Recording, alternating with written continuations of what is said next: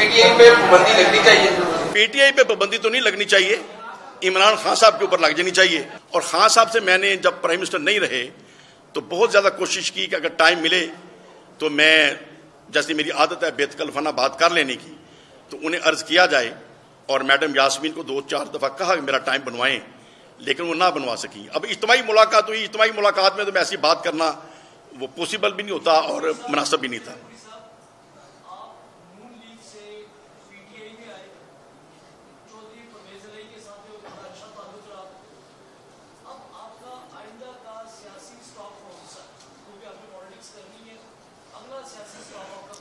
देखें, मेरा स्टॉप है पाकिस्तान और वही स्टॉप है। मैं अर्ज करता हूं, मेरी जो ओपिनियन है आज से नहीं है। मैं सबसे पहले इस बात का कायल हूं कि हमें अपने ईमान की फिक्र करनी चाहिए, उसके बाद पाकिस्तान की फिक्र करनी चाहिए। ये जो सियासी पार्टियां हैं जस्ट एक अरेंजमेंट है कि हम किस तरीके से मुल्क की खिदमत कर सकते हैं, किस ग्रुप के साथ कर सकते हैं। पार्टी का जो नशा है ना, मैं इसके खिलाफ हूं आज से नहीं, शुरू से ही, कि जी मैं तो चूंकि मुस्लिम लीग में हूं, मैंने मुस्लिम लीग ही रहना है। मैं चूंकि तरीके इंसाफ में ही रहना है।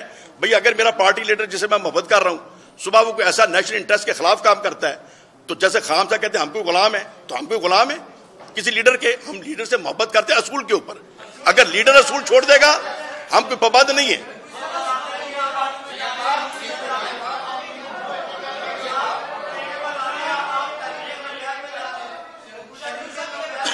सर मैं बात समझ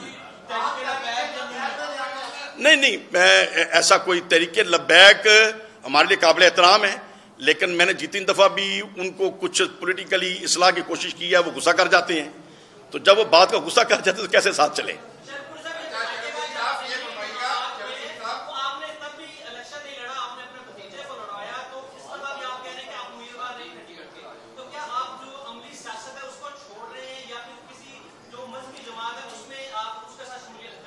नहीं, देखें, पहली बात तो यह है कि मेरा प्लान था कि नेशनल असेंबली का इलेक्शन होएगा तो मैं हिस्सा लूंगा, लेकिन दूसरी बात यह है कि इसके ऊपर कोई मेरी जिद भी नहीं है।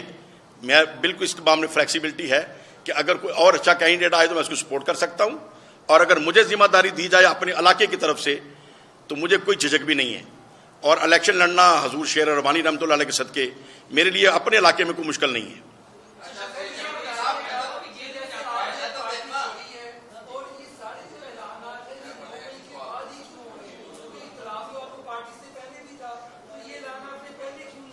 देखिए, एक इख्तलाफ ऐसा होता है कि आपको इख्तलाफ भी हुआ लेकिन चीज काबिल बर्दाश्त होती है। एक चीज ऐसी होती है कि आप एतराज कर रहे हैं लेकिन वो ऐसी बात नहीं, कोई पॉइंट ऑफ नो रिटर्न नहीं होता। अब 9 मई का जो वाकया हो गया, जब पाक अफवाज को हरफ तनकीद बना दिया गया और उसके बदले में हमारे कई माओं के बच्चे शहीद हो गए और बेशुमार बच्चों के जो माएँ जो है वो बेचारी मतलब अब दीवानों की तरफ फिर रही हैं, तो इसका रिस्पॉन्सिबल कौन है? मैं समझता हूं इसका रिस्पॉन्सिबल इमरान खान साहब हैं और बिल्कुल इसकी जिम्मेदारी इमरान खान साहब के ऊपर है। ये नहीं कि उन्होंने मनसूबाबंदी उन्होंने की है, लेकिन उनका गलत बयानिया इसका बायस बना कि कौम को इंतशार की तरफ ले गए और आज हम परेशान बैठे हैं। आपने 2 बातें की हैं, एक सियासी जमातों से आपका इस्तेमाल पूछ चुका है, क्या आइंदा इलेक्शन गैर जमाती बुनियादों पे होना चाहिए? और दूसरा ये, अगर पीटीआई पे जिम्मेदारी आप डाल रहे हैं तो पीटीआई पे पाबंदी लगनी चाहिए। पीटीआई पे पाबंदी तो नहीं लगनी चाहिए, इमरान खान साहब के ऊपर लग जानी चाहिए। और दूसरे नंबर पे ये है कि अगर इलेक्शन की आपने बात की है तो मैंने इलेक्शन कमिश्नर को भी ये फार्मूला लिखकर भेजा था और खान साहब की खिदमत में भी दिया था कि अगर इलेक्शन का हमने अमेंड ना किया रूल्स तो हम पाकिस्तान की जमहूरियत को मजबूत नहीं कर सकेंगे। और मैं जो समझता हूं सिर्फ टैक्स पेयर का वोट होना चाहिए, हर एक को वोट डालने का हक नहीं होना चाहिए। जो मुल्क को देता कुछ नहीं उससे क्यों पूछे कि तुम्हारा वजीर आज़म कौन बने और तुम्हारा एमएनए कौन बने? जो कमाता है और टैक्स देता है, जो टैक्स चोरी करता है और कहता है मैंने कमाया कुछ नहीं, इसका मतलब तू तो नालायक आदमी है। जो तुम अपने लिए नहीं कमा सके तुम मुल्क के लिए कौन सा अच्छा मशवरा दोगे? सिर्फ जो टैक्स देते हैं, एक पकौड़े बेचता है और कहते हैं मैं शाम को 500 के पकौड़े बेचे, ये 5 रुपया गवर्नमेंट का टैक्स बनता है, इसका मतलब जिम्मेदार आदमी है। लेकिन एक बंदा सोने की दुकान करता है, गवर्नमेंट को देता कुछ नहीं, एक बंदा करोड़ों का काम करता है, देता कुछ नहीं, इसका मतलब बकार आदमी है।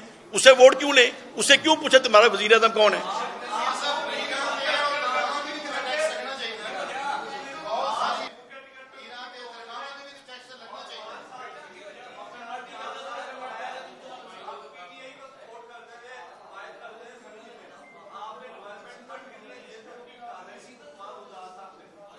जी, उस्मान बुज़दार साहब ने एक तो तकरीबन 4.25 अरब का मेरी रिक्वेस्ट के ऊपर मंसूबा हमारे इलाके में किया, जो अरसा दराज से टूट फूट का शिकार थी और बिल्कुल हमारे शारकपुर का लाहौर का राब्ता ही मोटरवे के अलावा ख़त्म हो चुका था। और वो तो उन्होंने इतनी बड़ी मेहरबानी की कि पूरा इलाका खुश है। और इसके अलावा भी करोड़ों रुपया उस इलाके में उन्होंने डेवलपमेंट के लिए दिए, जिससे बेशुमार सड़कें और बेशुमार इलाकों की इस्लाहात हुई।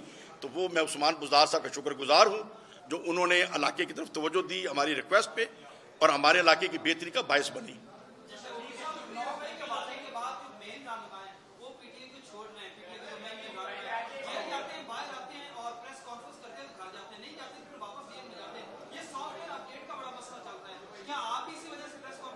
नहीं, देखिए, मेरी तो जो पोजीशन है वो आपके सामने है और शरकपुर शरीफ में कोई पकड़ दकड़ ऐसी नहीं हुई, पूरे इलाके में ही अमन रहा है, चूँकि ज़्यादा पुरसकून इलाका है, पुरअमन इलाका है। और हमारी पुलिस, हमारी इंतजामिया में समझते हैं कि यहाँ के लोग जो हैं शरीफ तबा लोग हैं, इंतशार में कभी हिस्सा नहीं लेते। मैं तो जब तहरीक इंसाफ में था और खान साहब ने 90 दिन का धरना दिया, टेबल के ऊपर वहद मैं था जिसने मुखालफत की। मैंने कहा आपका मुतालबा ठीक है, धरने के मैं हक में नहीं हूँ। तहरीक लबैक ने धरने दिए, मेरी उनसे मोहब्बत थी, उनका मुतालबा ठीक था, मैं धरनों के खिलाफ था।